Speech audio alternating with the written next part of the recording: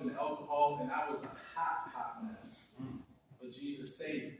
Amen? Amen. And it was that testimony and all of those things that led me to salvation, right? And, when I had gotten saved, I had a lot of baggage. I had a lot of mess that I had to work through in order to get where I am today. I'll actually turn 40 at the end of this month. So I've been now saved 20 years and served the Lord for 20 years. But very early on, I had a lot to work through, right? A lot to work through to learn how to be a good financial steward, to learn how to be responsible, to learn about credit, to learn about money, to learn about real estate, because nobody taught me that. I've literally had to learn on my own. I've had to learn the things that I'm going to share with you on my own today, but here's the great news, right? Is we can make all the excuses in the world why we don't know what we don't know. But I was just putting a post on social media. Today, we have access to more information than ever in history. Through books, through podcasts, through social media, through the internet. There is no excuse that we can say as to why we don't have great credit, or why we don't own a home, or why we're not here where we want to be in life, because it all comes down to a choice, right? It all comes down to a choice. And so I want to talk to you guys. The first slide is the financial pulse, right? And I love what Brother Joe said today. It's like the thing that really got me really thinking about finances and integrity around it and just being a well-rounded man. Many of us went to DWO, and I remember the Men of Valor program where there was a requirement, right? If you were going to increase in rank, right, you had to have good credit, you had to pay your bills on time. Like, that really spoke to me, right? And I was at DWO for a very short period of time, so I never became a part of Men of Valor and really began to move up the ranks. But honestly, I was looking at my own scenario, and I'm like, man, I don't even think I qualify to be a part of Men of Valor to increase in rank, because, man, my credit was shot. Like, I didn't pay my bills on time, went through foreclosure, lost our cars to repossession, went through bankruptcy, like, had no savings, did not have life insurance. Matter of fact, I didn't even have car insurance. Honestly, I was rolling hot, right? And so even though I was saved and born again, he was riding dirty. Like, I was riding dirty, right? Because just because you're saved doesn't mean your mindset has changed, right? Because the Bible says that we need to be transformed by the renewing of our mind. And after everything that I had went through and the lifestyle that I was living, man, I had to really be transformed by the renewing of my mind. But renewing my mind was my choice and my decision. Nobody could do that for me, amen? Amen.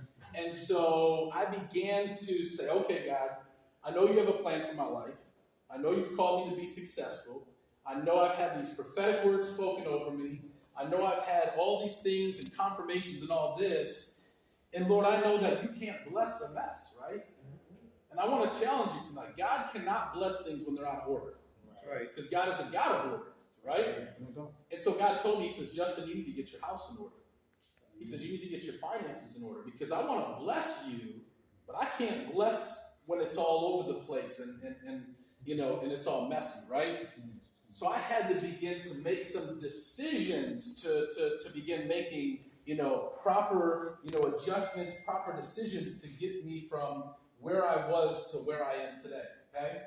And so I already told you a little bit about me, but let me just give you, because we're going to start with credit, and then we're going to go on this journey, because I really want to educate everyone in the room today on these things, because unfortunately these things are not taught in school, right? They teach us things in school that we never use, and the things that we really use, they don't teach us, right? That's backwards, right? And we see the system, it's pretty backwards, right? So let's talk about credit, right? Nearly 28 million Americans are credit invisible, 28 million, meaning they have no credit history with a nationwide consumer reporting agency. 21 million Americans have credit history that has gone either stale or is insufficient to produce a score under the most common scoring models. 38% of adults ages 18 to 24 say they never check their credit scores. 27% of adults say they check their credit score monthly. 1 out of 3 are unable to obtain a credit score from conventional models, and more than 500,000 Credit Karma members achieve an average first score of 639 after not having an initial TransUnion score when they check their credit scores for the first time.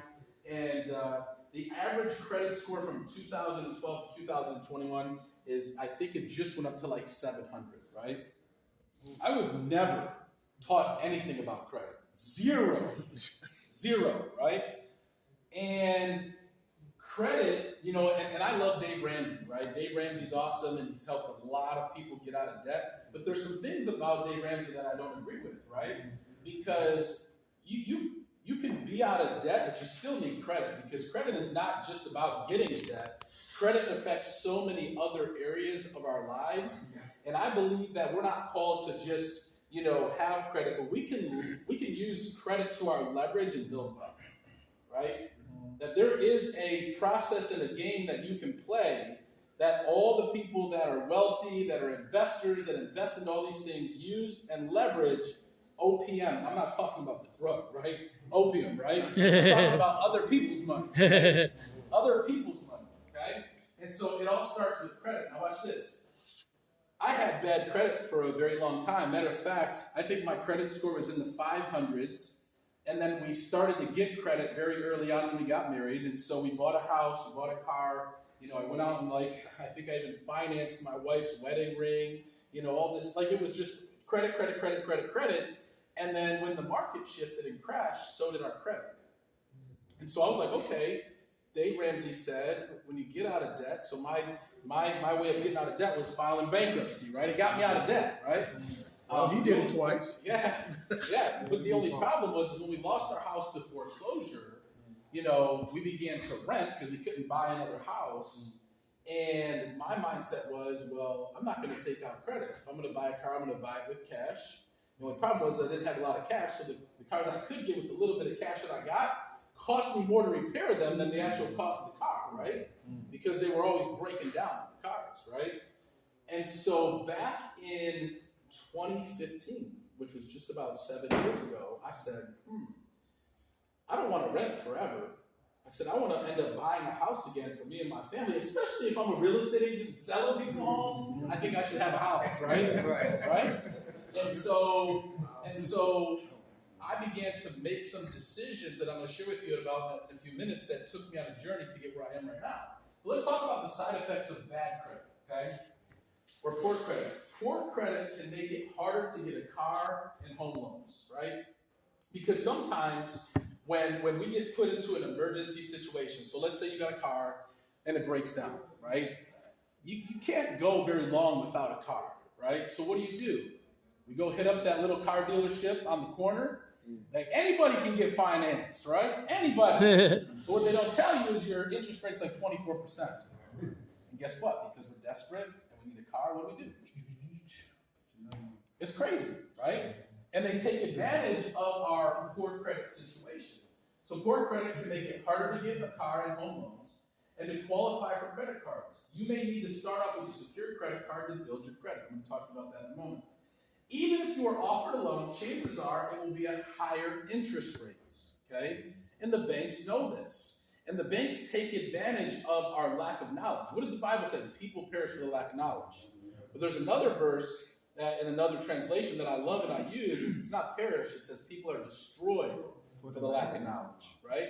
People are destroyed for the lack of knowledge, okay? Employers may run a credit check before offering you a job, especially if you're applying for a management position or one that involves handling money, right?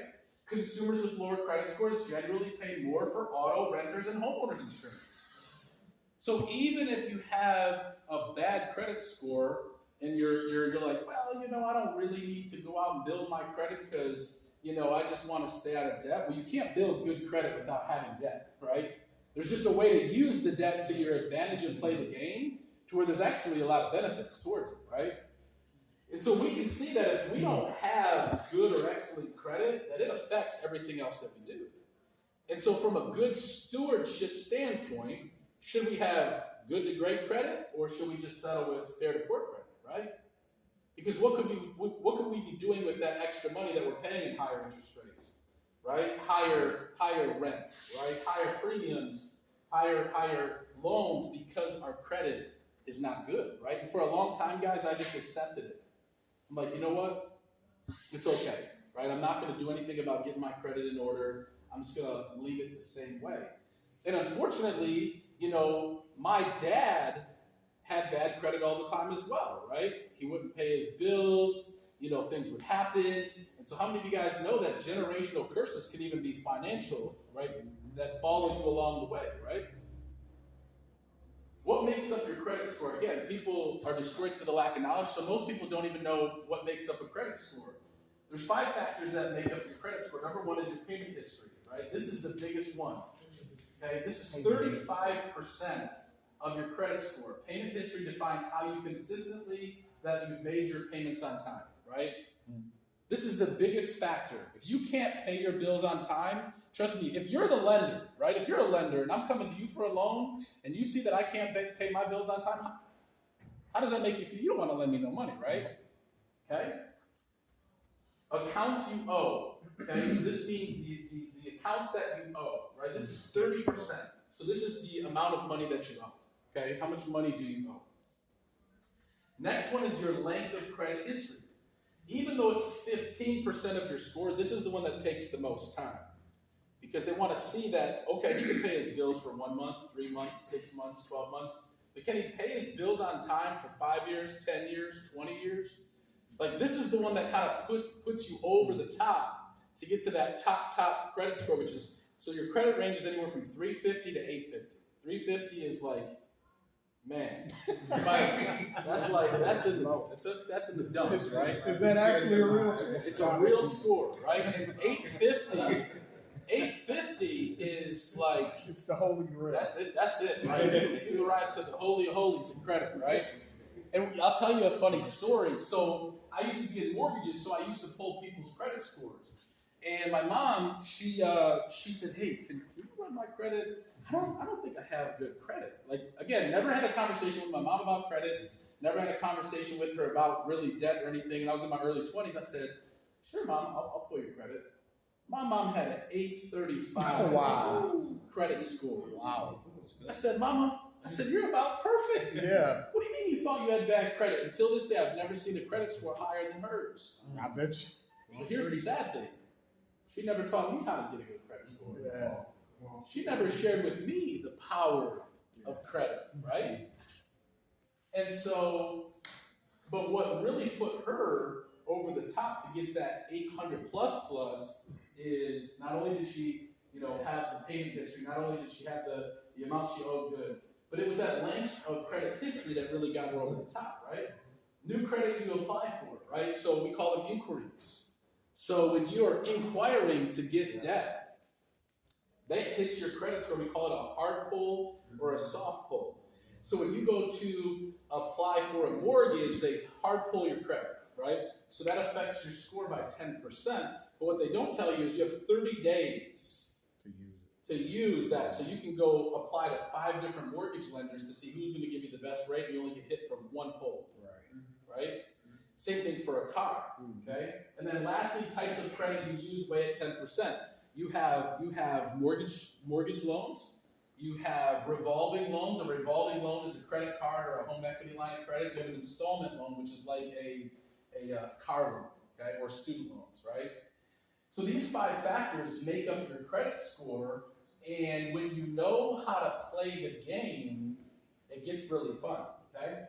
Now, what are the benefits of great credit? So we talked about the benefits or the side effects of not having great credit. What are the actual benefits of great credit? Well, number 1, lower interest rates, right? Lower interest rates. Maybe you are debt-free. Maybe you don't want to leverage credit, but God forbid you have to ever get to a point where you need credit. Trust me, it's better to have a great rate than a not so great rate. Number 2, improve likelihood of qualifying for a loan or credit. Number 3, approval for certain jobs, right? Just like they used to do at MOB, if you're going to get ranked up to the next level, you better have your credit right. Well, guess what? Employers are looking the same way at your jobs, right? So you want to apply for this job that's going to pay you X amount of more dollars? Let me see your credit report. Because if you don't know how to pay your bills, which shows a lack of responsibility and maturity, how can I entrust you to run this department? Or to be a good steward of this position, right? Larger credit card and loan amounts. Better credit card rewards. easier approval for rental properties, right? Lower insurance rates, avoid security deposits on utilities, and negotiating power on loan terms. Do you know, like, even when you go to get a